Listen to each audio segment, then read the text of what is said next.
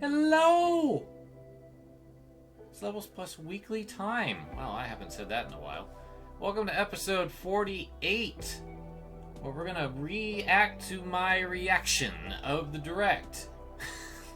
As well as my predictions, because I did pretty good. I'm kind of impressed. Also gonna get into more of my Smash Brothers Wildcat JF edition, because I have been thinking about it way too much the last 2 weeks.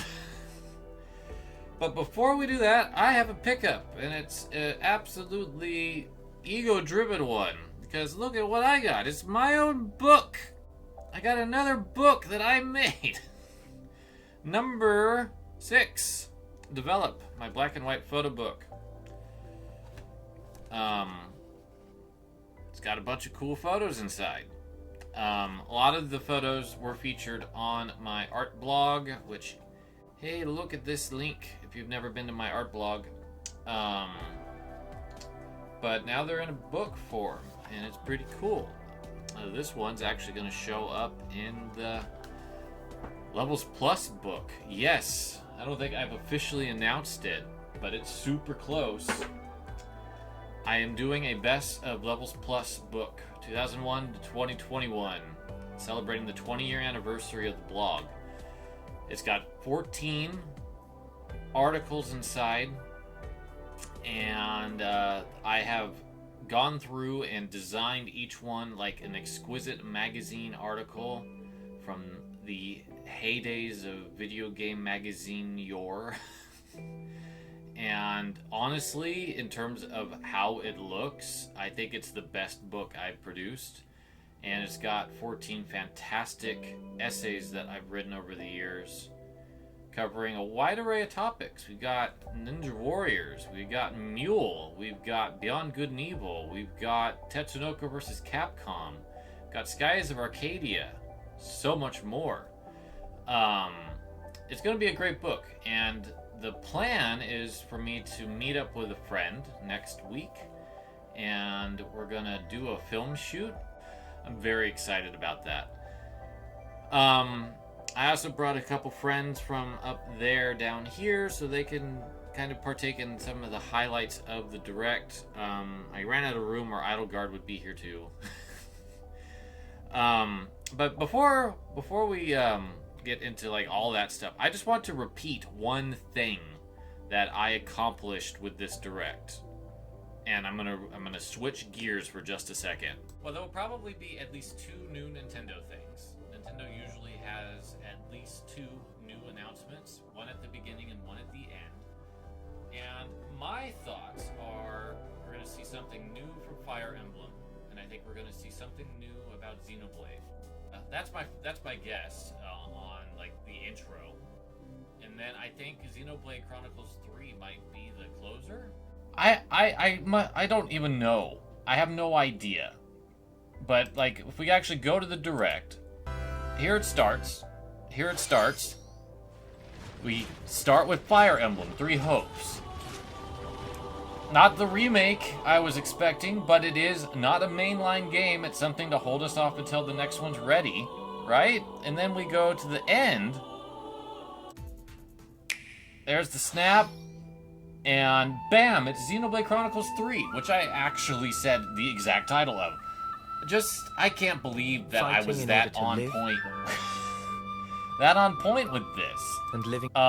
Just blows my mind.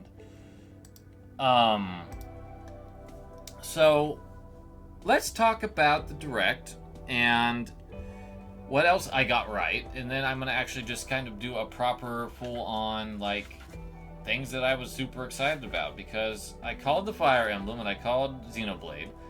I said Kirby would probably show up. I wasn't sure because we just had the trailer, but it turned out, yes, there he was. Triangle Strategy was here, Advance Wars was here, called all that. I said something about Mario Kart, and we got DLC. I didn't expect it, but we got Splatoon 3 with a release date. Square Enix did bring some things. They brought Chrono Cross, they brought Front Mission, which is out there. Forever Entertainment's developing it, and please let that actually be decent. And then as the Nintendo person said, it's live alive. It's not live alive, as I said. And that looks gorgeous. And Nintendo's publishing that. It's like, what? And then I got 2 Point Campus right, which I didn't show in my reaction because I don't really care. So I did pretty good.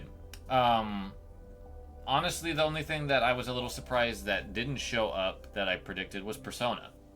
But, and Capcom not being there at all. Like, not even a hint of Capcom in that direct whatsoever. But what was I actually most excited about now that we have wrapped that up? Well, obviously, Fire Emblem Warriors 3 Hopes was my game of the direct. I think that's pretty apparent. I love Three Houses. It climbed into my top 5. I think it's sitting at number 4 now. And the opportunity to experience a route with these characters where they're all working together is hype. I can't even begin to express how much the situation here is something I really wanted out of Three Houses and just didn't think we were going to get. It's clear that there's going to still be a little bit of conflict between the 3 main characters. There's scenes in the trailer here that show that they are fighting each other. We're seeing some interesting stuff if you slow this down. Like, you can see Hilda defending Claude right there from Dimitri. Edelgard is fighting Judith at one point. That could be Deidu's hand that we just saw. So we're seeing some really interesting... Yeah, there's Judith right there. And then there's a couple other little cameos. The redheaded woman we saw earlier could be Monica. We see Geralt right there. So yeah, there's some stuff going on, and I think that was a very brief shot of Rhea in dragon form. And then there's this blue-haired guy with the white marks on his face. Don't know what his deal's about. My assumption is that we are dealing with those who slither in the dark here. With this game, I think that is the setup that we've got going on,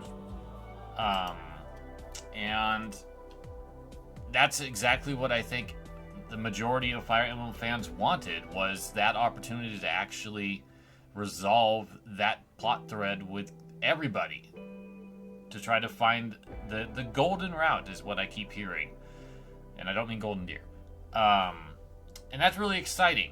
I can't wait. And honestly, I love Fire Emblem Warriors, the original. The biggest issue with it was the roster and the lack of diversity in their movesets. But here, the roster's not an issue because I love Three Houses. So,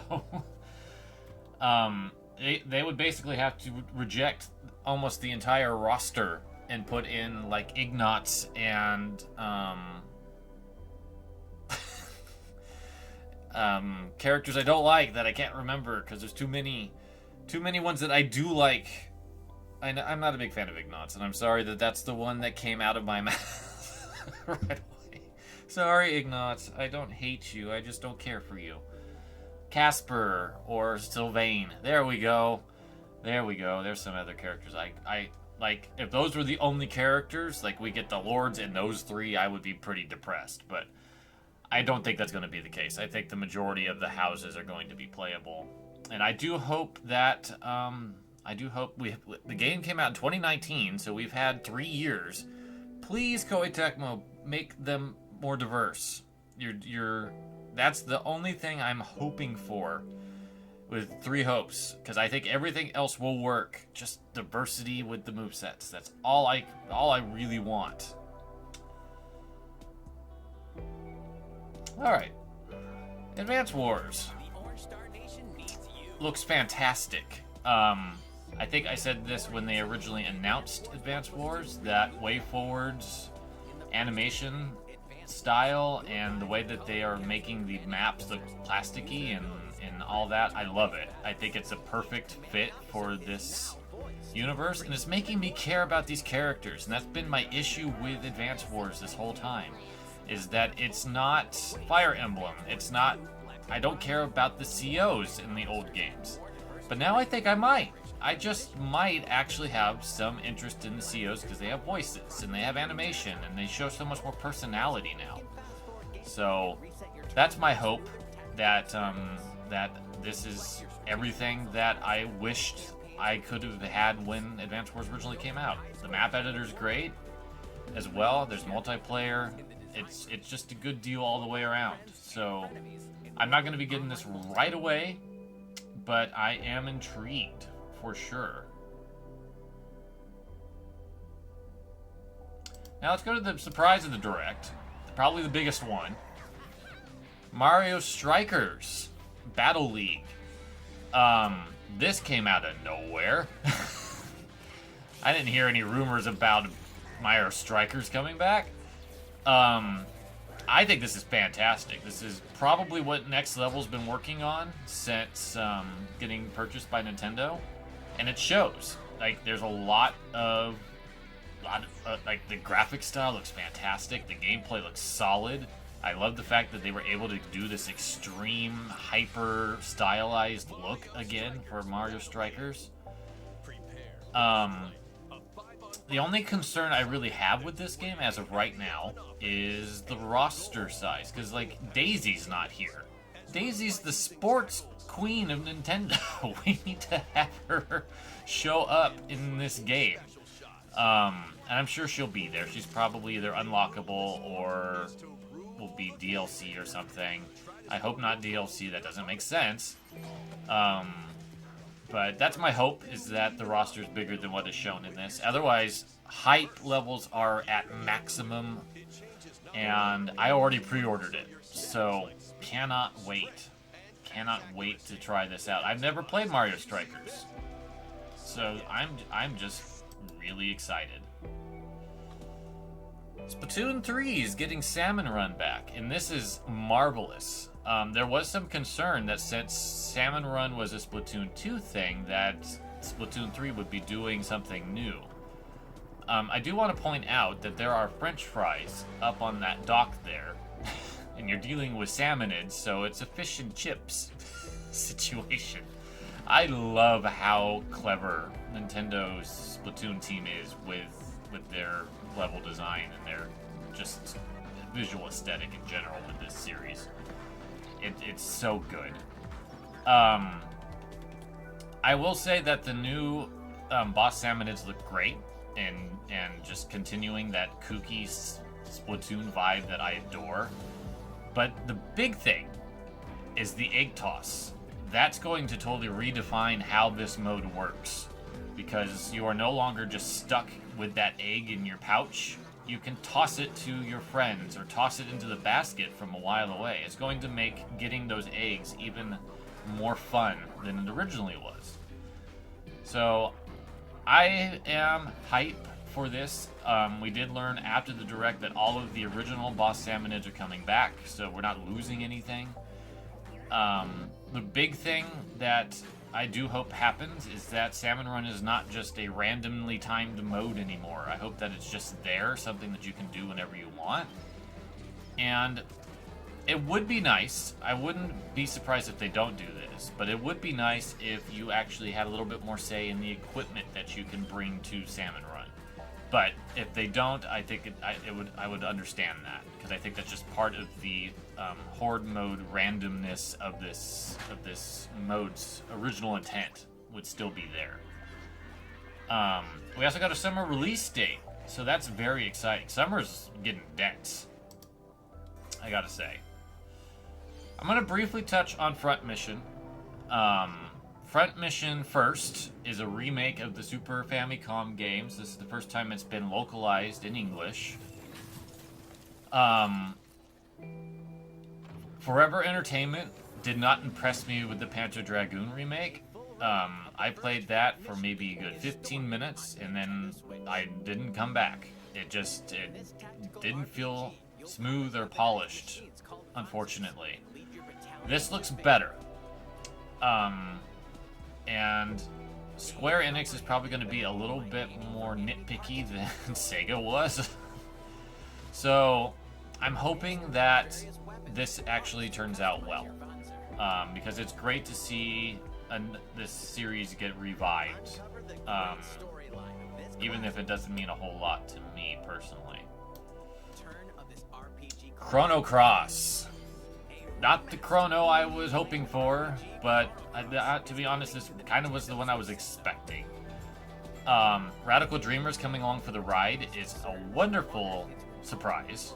And from what I've read, all of the fancy stuff they've done to the graphics can be turned off. So if you want to play this authentic to PS1, you can.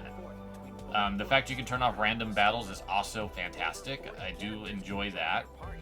And it's only $20. That's a lot cheaper than I expected this to be. So it's feature rich and it's not expensive. So I'm going to try to look at Chrono Cross as not so much a direct sequel to Chrono Trigger when I play it, because Chrono Trigger is my third favorite game of all time, and it's always had that baggage of not being Chrono Trigger. Now, what does this ultimately mean, though? We're getting a Chrono Cross remaster with Radical Dreamers, which is the threads that connect Chrono Trigger to Chrono Cross.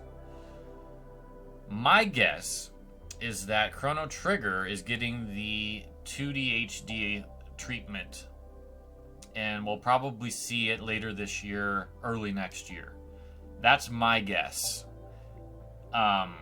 And I'm surprised that they went with Chrono Cross first. But it's going to probably take some time to do that fancy stuff. Kirby looks amazing. I have no money in March. Or April, probably. I've got to pay off all of these new computer upgrades that I got. So I won't be getting Kirby or Triangle Strategy or Advanced Wars right away. But I do plan on getting them later on this year. And Mouthful mode is brilliant. It's so perfect for Kirby. Kirby became a meme. As it should. But this looks amazing. I haven't been this hyped about a Kirby game since Epic Yarn. It just looks great.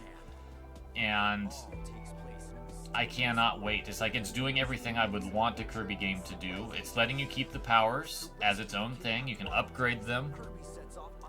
And then you can also go into Mouthful mode and eat other things that are super big to do different stuff. And that makes a big difference to me. You don't have to be Cutter Kirby to inhale a car, for example. You can just inhale a car. So that's going to make things a lot more fun for me. Because my big issue with some Kirby games is when it gets a little bit too fancy with the power spices. But this doesn't look to be doing that. So I am really excited about it, and I hope that it turns out to be the game that we all want it to be. Speaking of platformers, here's Lucadoa. Namco is redoing Klonoa 1 and 2. It seems that they're brand new remakes of the original PS1 and PS2 games, and they look fantastic in it.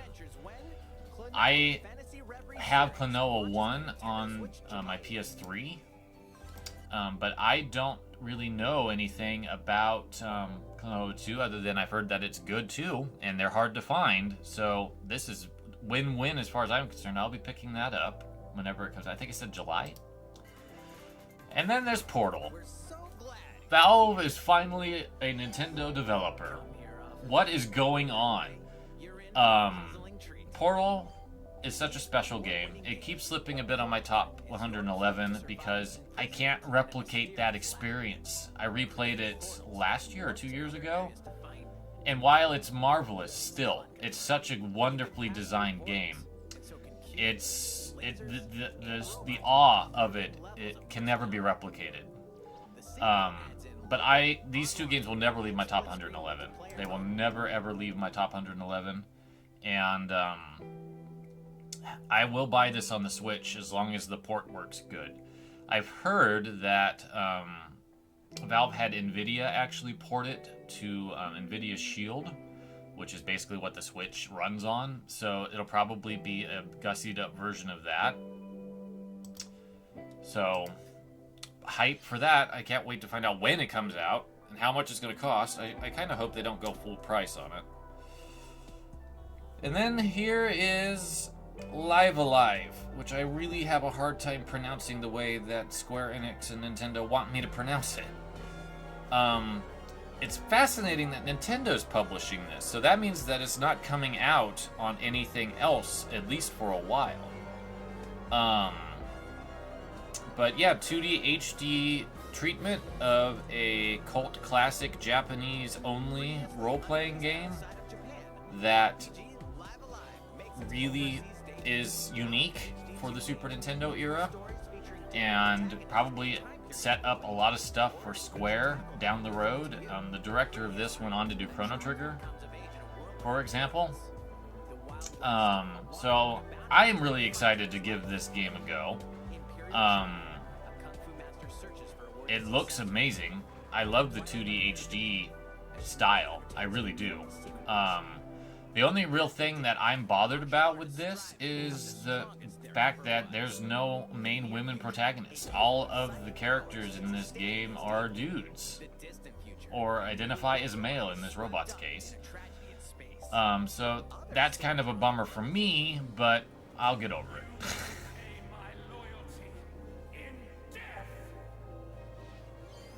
Alright, I forget how long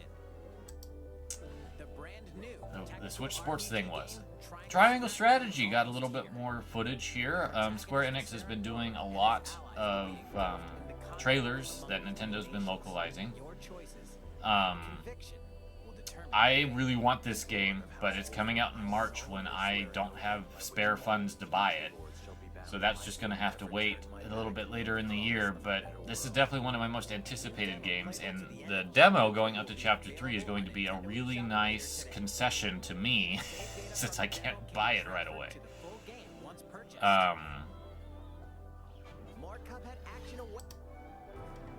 So, Metroid Dread's getting DLC. Did not see that coming. Dread mode I will never play. I think that's an awesome idea, though, if some people thought it wasn't hard enough. But it's also adding a rookie mode, which I think is how I'm going to replay it. Because that... I don't tend to get into hard games too much. Metroid Dread was an exception to the rule, and I beat it as it was originally designed, so replays, I'm not going to have any issues playing the rookie mode. And then the boss road mode is kind of nice, too. It's a nice little touch. And then we got Earthbound and Earthbound Beginnings. Finally, after how many years has the NES app and the Super Nintendo app been on here? Since 2018 and 19, I want to say? It's about time.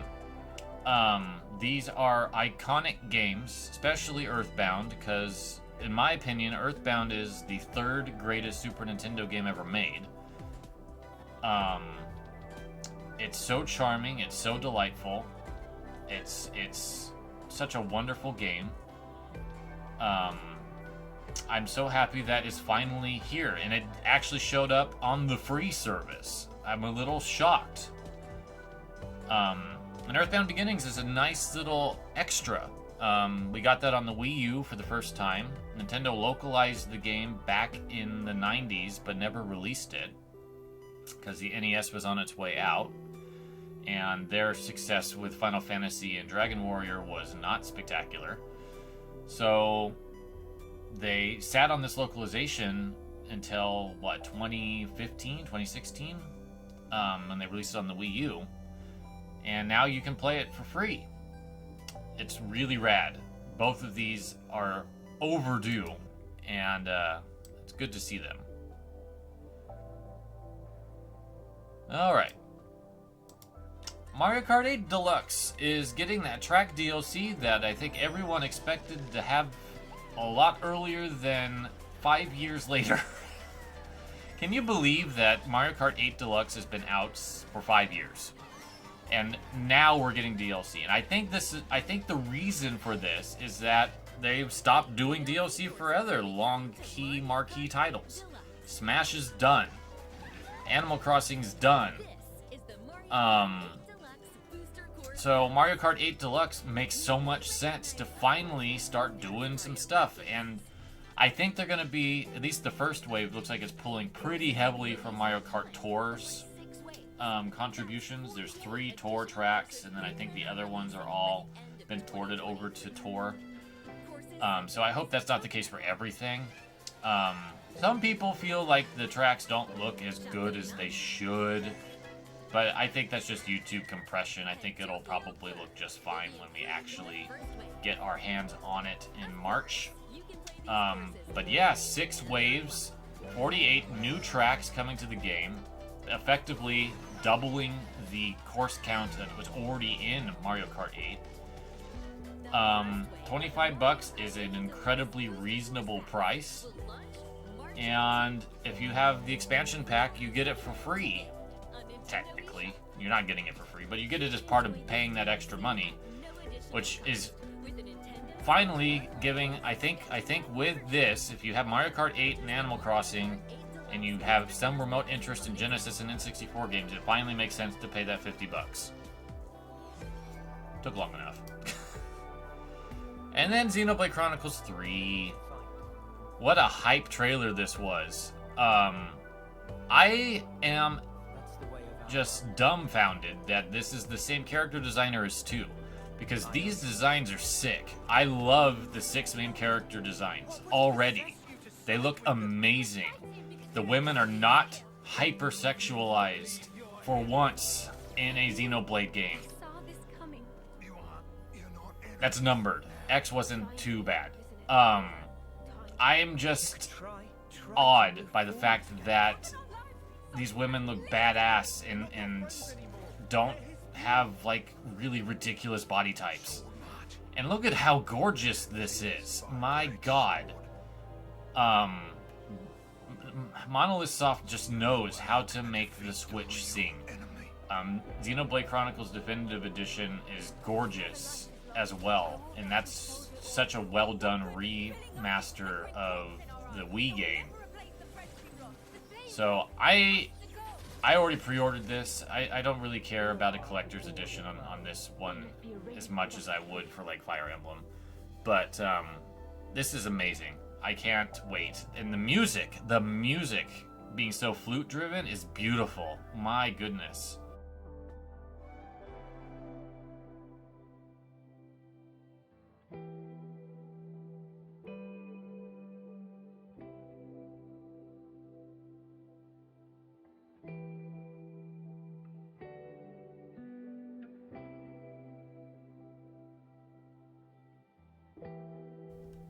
Alright, welcome back.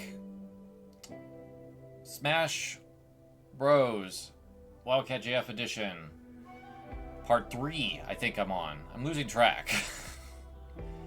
So I opened this up in Paint Shop Pro versus Photoshop, so it lost something in the conversion.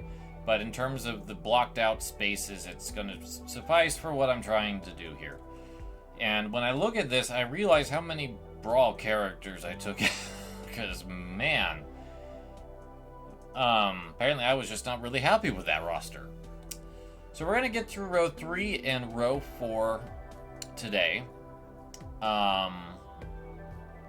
And we're going to start with Mewtwo. And I'll be honest, I'm not a huge Pokemon fan. I think I'm pretty happy with Mewtwo's moveset.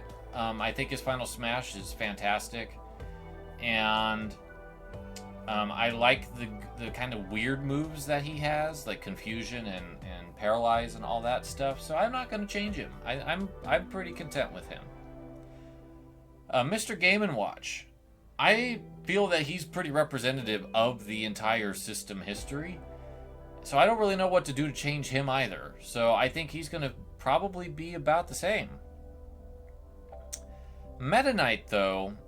Meta Knight, his moveset's pretty strong, but I wonder if he should have, like, minions or something, because my experience with Meta Knight is primarily in Kirby's Adventure, and he always had this group of knights that he used in every stage at least once, or every set of stages at least once, that would attack you.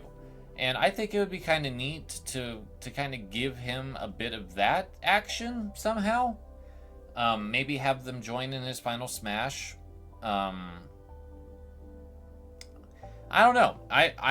My Kirby experience is basically really early Kirby, from like Superstar on back, in terms of the ones that I like, and then like Epic Yarn. And I already kind of gave the Epic Yarn stuff to regular old Kirby, so I don't really think I could do that with DDD or Meta Knight. So if I'm going to change Meta Knight, it's going to be having his Knight minions help him out somehow in the final smash. Pit needs to have the 3 sacred treasures back. I don't know why they changed it to the chariot. It made no sense to me. So he's going to have the 3 sacred treasures back. It's going to be a cutscene where he does a kind of a similar thing, but it is cinematic instead. I just don't know why they changed his moveset. It makes no sense. And honestly, other than that, I think Pit's pretty solid. I think that he captures the essence of retro Pit and uprising Pit very well at this point. Pokemon Trainer.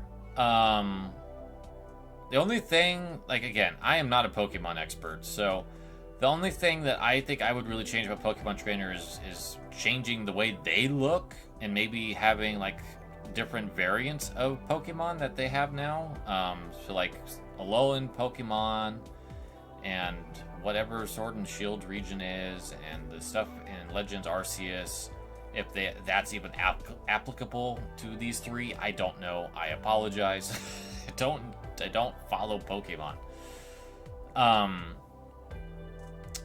And that's really what I got. I mean, the only other thing I could think of is moving the tag mechanism to another possibility, like taunting, and then they could all have down Bs on top of that, and then you'd actually have a little bit more control with what Pokemon you have out, because you could press up to summon one, right to summon one, or down to summon one.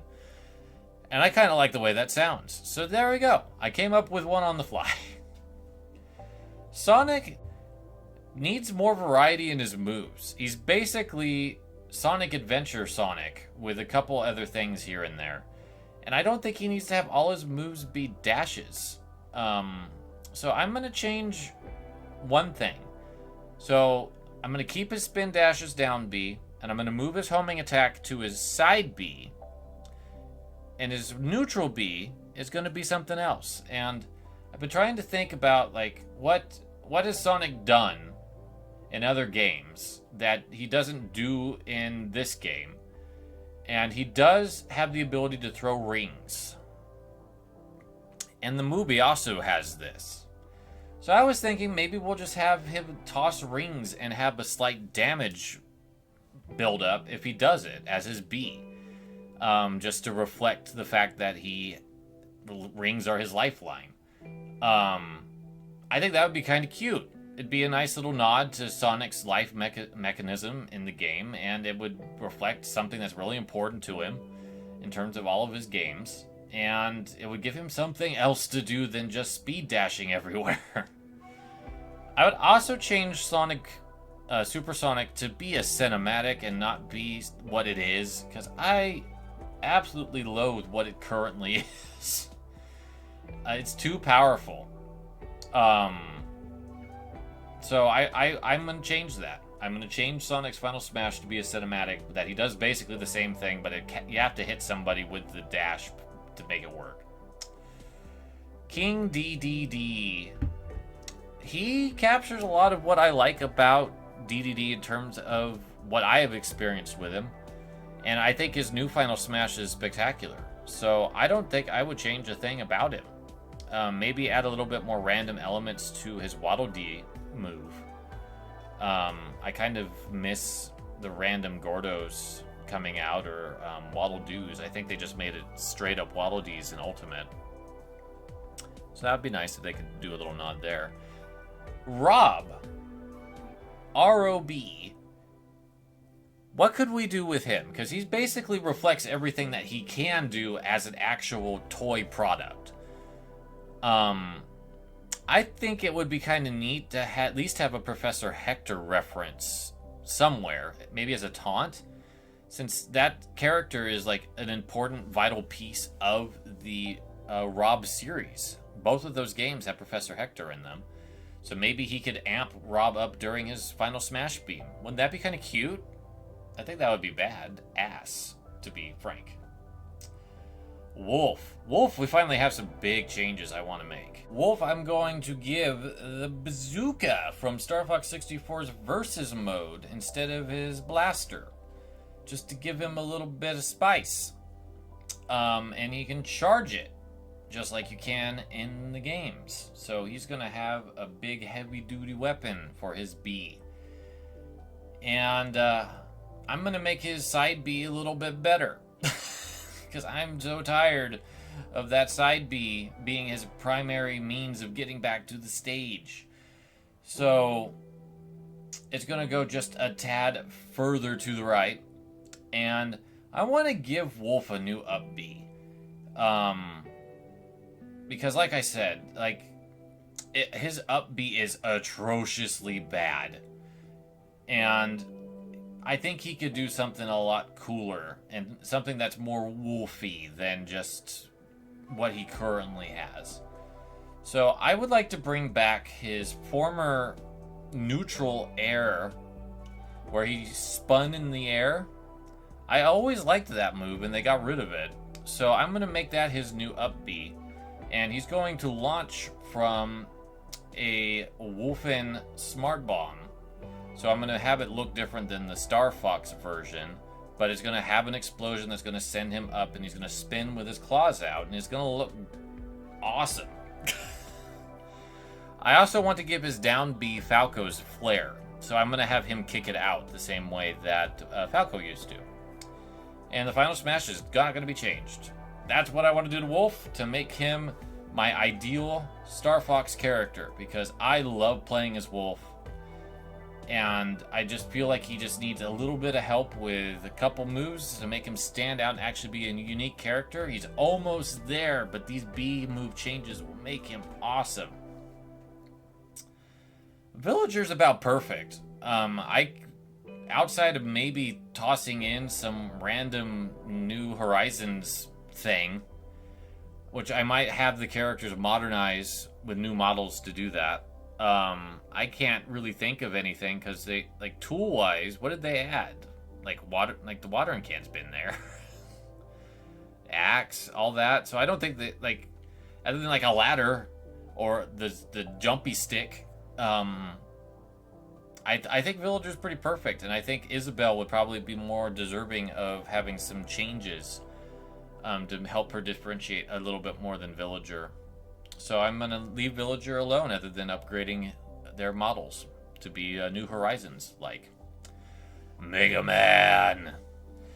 Mega Man is almost the platonic ideal of what I have always wanted him to be in a fighting game. I don't want to change a single thing about him, other than have him have a couple more cameos with like Beat and Tango and stuff like that. I mean, the fact that they brought Proto Man in for Final Smash is just chef's kiss. So I have nothing to add to Mega Man. He's about as perfect implementation of that character I could have ever hoped for. Wii Fit Trainer is still here.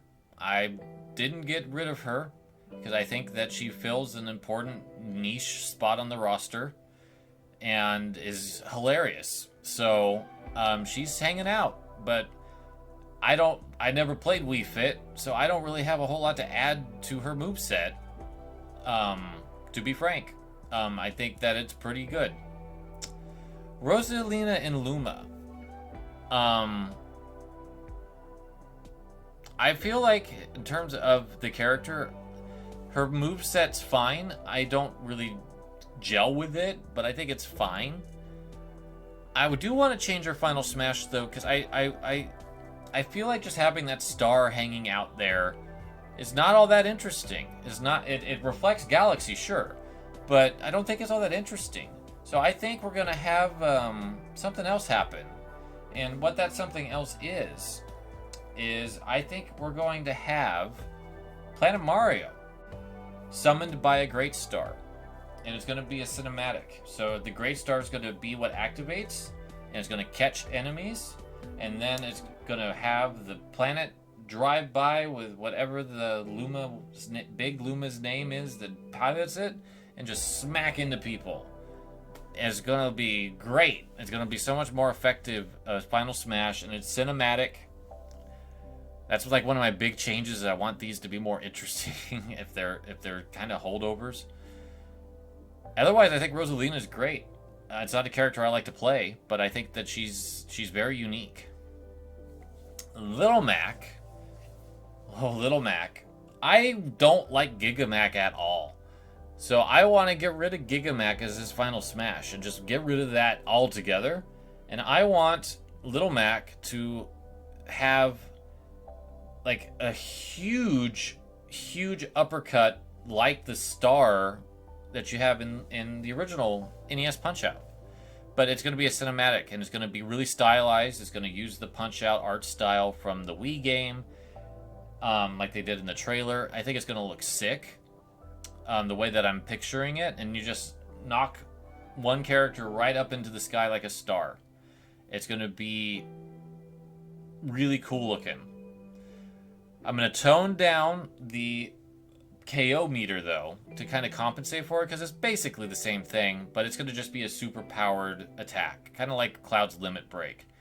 That if you're right on top of someone and they have like 50% or more, it's going to be like an instant knockout. But it's not going to be like the almost automatic KO if you actually strike someone like it is in Ultimate currently. So yeah, that's row 3 and 4 done. That was snappy. So we will dive into rows 5, 6, and 7 next time. Thank you so much for joining me today. This is the first proper Levels Plus Weekly video with all the new stuff. It's great. I love it. I love being able to switch between things instantaneously. It's fantastic. And I hope that everything is looking great for you guys too. I noticed that YouTube is still compressing the hell out of stuff, so while it looks sharp and lovely on my screen, it does get a little bit more grainy and icky by the time YouTube has its way with it. So not much I can do about that, unfortunately. But at least I sound better and it looks better and we're getting more production values. It's great. I love it. All right, my friends. Thank you so much again. Have a wonderful week, and we will see you soon. Take care.